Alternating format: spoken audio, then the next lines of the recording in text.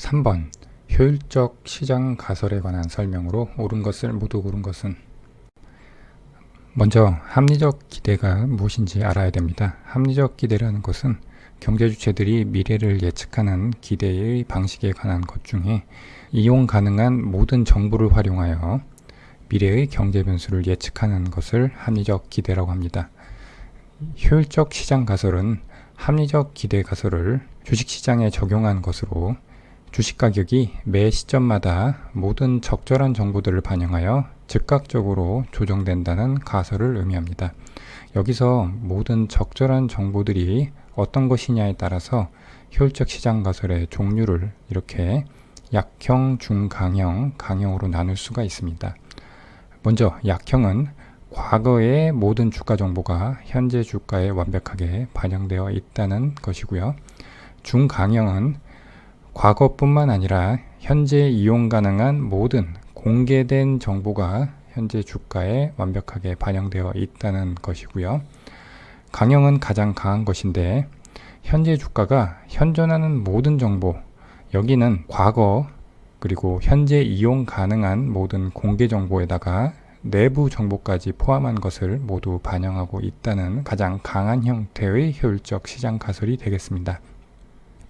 따라서 이 가설이 맞다면, 즉 주식시장이 효율적이라면 투자자의 합리성, 즉 합리적 기대, 그리고 차익거래가 즉각적으로 완벽하게 일어나는 시장의 힘, 이 두 가지가 작용을 해서 주가가 주가의 진정한 가치인 내재 가치를 시시각각으로 정확하게 반영한다는 것을 의미합니다. 이렇게 되면 주가는 불규칙한 행보를 보이게 되는데 그것에 대한 가설이 랜덤 워크 가설입니다. 그래서 주가는 예측 불가능한 불규칙 행보의 양상을 보인다는 가설을 의미하고요. 따라서 미래 주식 가격 변화에 대한 체계적인 주가 예측은 불가능하다는 결론을 가지고 있는 가설입니다. 이렇기 때문에 우리가 내일의 주가를 예측을 할 때 최적의 예측치는 오늘 이용 가능한 정보가 모두 반영된 오늘의 주가이다 라는 결론이 나오게 됩니다.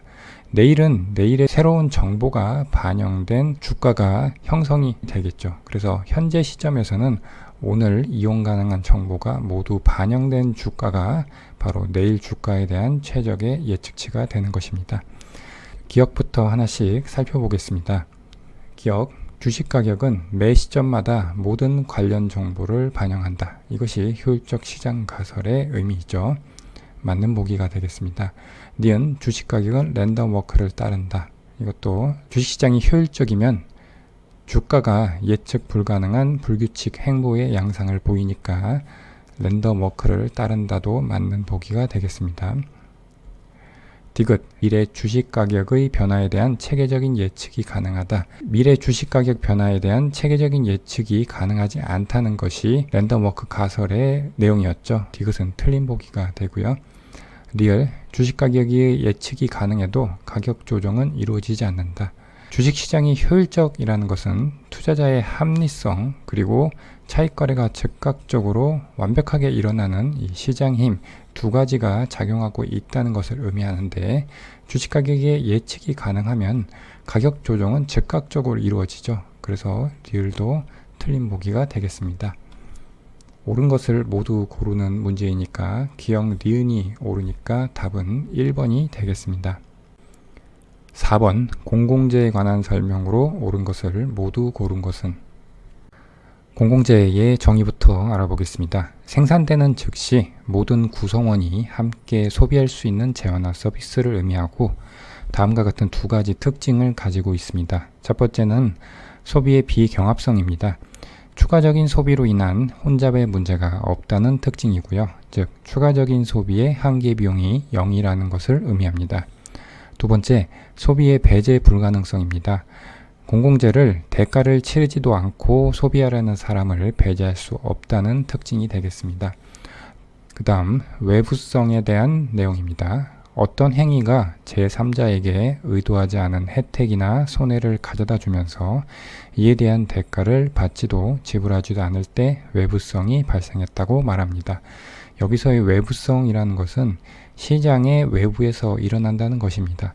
만약 어떤 행위가 다른 사람에게 의도하지 않은 혜택이나 손해를 가져다 줬는데 만약 이것이 시장 안에서 일어났다면 이 혜택에 대한 대가를 받거나 또는 손해에 대한 대가를 지불하는 현상이 나타나겠죠.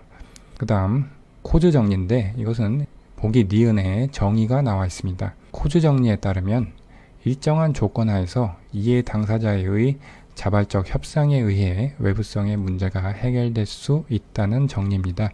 여기서 일정한 조건이라는 것인데 이것이 바로 이 아래에 있습니다. 코드 정리가 성립하기 위해서는 첫 번째, 외부성과 관련된 이해 당사자가 누구인지 판별이 쉬워야 됩니다. 그래야 협상이 자발적으로 이루어지는데 문제가 발생하지 않겠죠. 그리고 두 번째, 그 자발적 협상에 드는 거래 비용이 적게 들어야 합니다. 이래야 정부나 기타 외부의 개입 없이 외부성의 문제가 해결이 될 수가 있다는 것이 코즈 정리의 의미입니다. 기억부터 보겠습니다. 기억. 공공재의 공급을 시장에 맡길 경우 무임승차자의 문제로 인해 공급 부족이 야기될 수 있다. 공공재는 생산되는 즉시 모든 구성원이 함께 소비할 수 있는 재화나 서비스, 예를 들면 등대나 국방 서비스 같은 것을 의미하는데, 국방 서비스를 운영하거나 등대를 설치해서 운영하는 데는 비용이 들죠. 그런데 이 공공재의 배제 불가능성의 성질 때문에 대가를 치르지도 않고 소비하려는 사람을 우리는 무임승차자라고 하고요. 이렇게 대가를 치르지도 않고도 국방 서비스나 등대 서비스를 소비하려는 사람을 배제할 수 없기 때문에 사회적으로 바람직한 양보다 과소하게 공급되는 현상이 발생할 수 있습니다. 그래서 기억은 맞는 보기가 되겠습니다. 니은은 코드 정리의 정의를 그대로 서술하고 있는 보기죠. 니은도 맞는 보기가 되겠고요. 디귿, 배제 불가능성이란 한 사람이 공공재를 소비한다고 해서 다른 사람이 소비할 수 있는 기회가 줄어들지 않음을 의미한다. 이것은 공공재의 성질 중에 비경합성에 대한 내용이죠. 디귿은 틀린 보기가 되겠습니다. 그리고 이 문제에서는 공공재에 관한 문제인데 니은을 보면 외부성에 대한 이야기를 하고 있죠. 공공재에 대한 문제인데 왜 외부성에 관한 보기가 있는지를 의아해할 수가 있는데, 이 공공재라는 것은 외부성이 강한 재화나 서비스로 우리가 해석을 할 수가 있습니다. 즉 등대나 국방 서비스를 어떤 사회 구성원의 일부가 비용을 내서 운용을 한다고 할 때 비용을 내지 않은 다른 구성원에게 의도하지 않은 혜택을 가져다 줄 수 있고, 그리고 배제 불가능성에 의해서 그에 대한 대가를 받지 못하게 되는 것이죠. 그래서 공공재의 문제지만 외부성에 관한 보기가 들어와 있는 것입니다. 그러면 옳은 것을 모두 고르라고 했으니까 기억과 니은이 옳으니까 답은 3번이 되겠습니다.